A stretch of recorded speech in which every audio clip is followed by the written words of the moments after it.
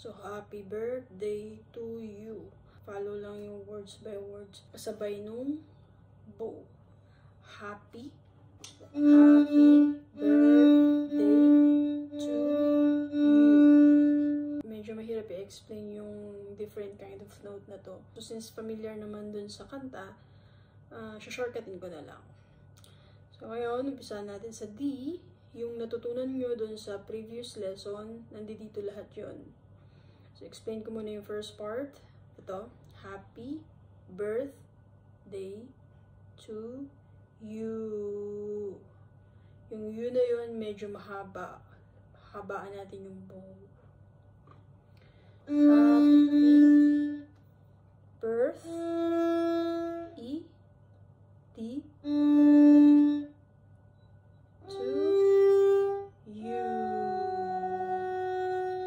Happy, medyo mabilis. Happy birthday to you. Happy birthday G to then F sharp. You. So pa, ulitin natin from the start. Happy. Happy. Pwede rin happy birthday to you. Pwede rin happy. Depends how you say happy. Happy birthday to third finger G to you. And yung next part, happy birthday to you. So, nag-change lang dun sa last two notes. To you. So, yung first happy birthday to you. Second part ng happy birthday, happy birthday to you. Yung note na to na walang shade, habaan ng konti. So, much better din siguro kung kakantayin siya while playing. So, next part ay D. Then, ready yung 3. This is also D.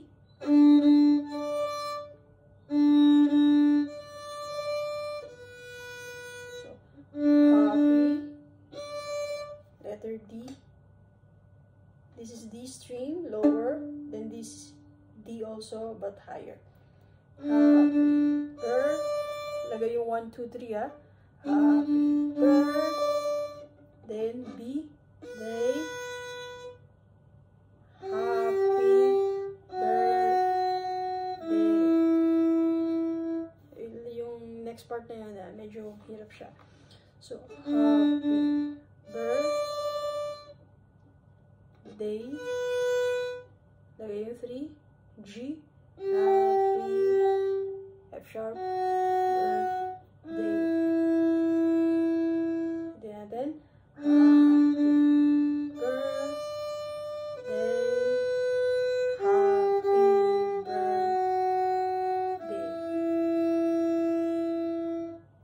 Keep lang yung number 1 na yun kasi itong number 2 natin medyo may changes dito. So yung natutunan nyo is C sharp like this. Ngayon, this happy birthday, hindi siya naka C sharp.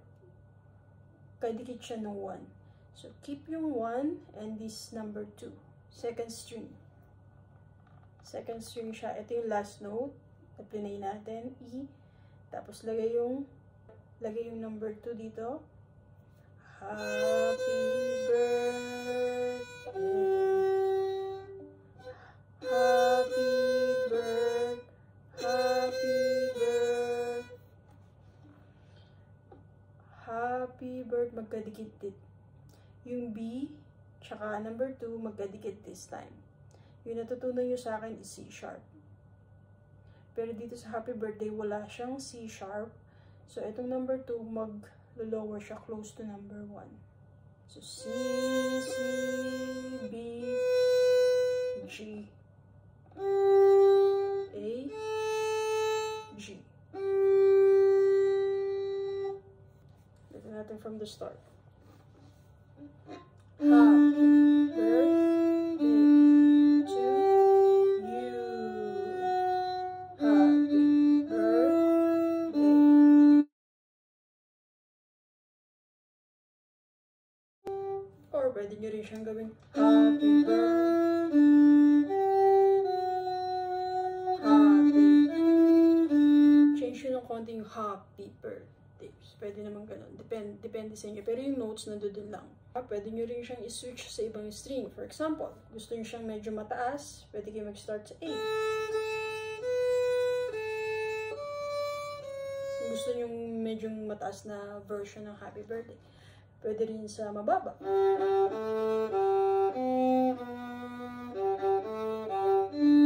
Pares lang naman yung fingers niya. Nag-change lang kayo ng start ng string. So, depende sa inyo.